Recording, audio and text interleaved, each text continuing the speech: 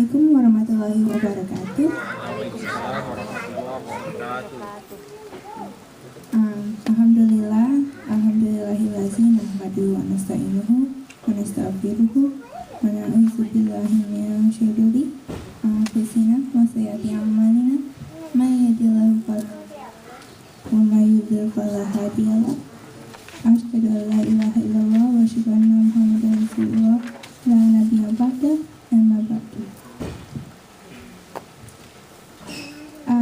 I will be introducing you all about Idul Adha.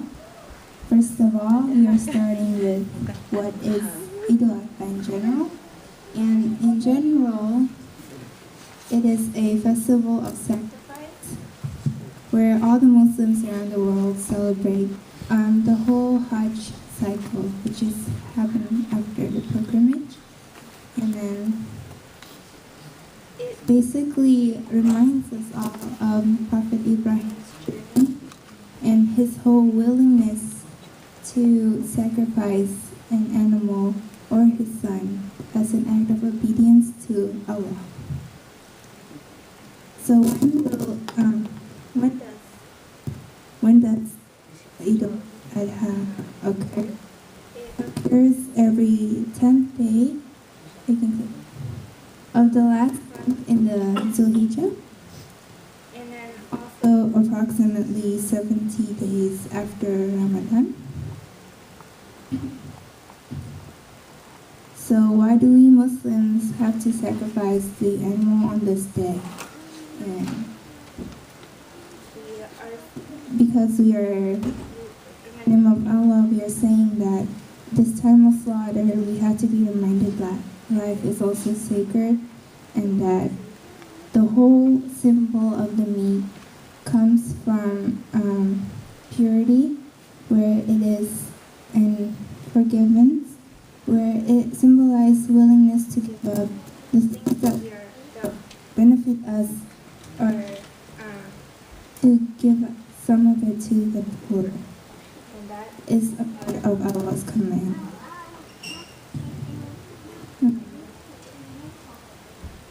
And overall, it's all in our attitude, whether we should go the straight path or not.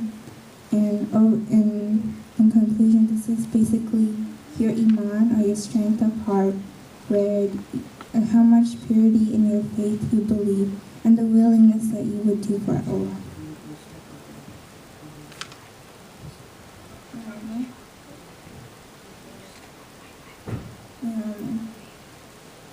So Idul Adha is another part of Islam, our submission, and that's what Islam is all about.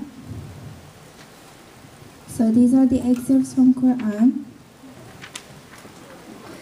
Allah states in Surah 37, "O my son," referring to Ibrahim, "I see a vision that I offer thee in sacrifice. Now see what it is made thee." And then in the next, the Prophet Ibrahim's son, Ismail, replied, "O my father, do as you do command."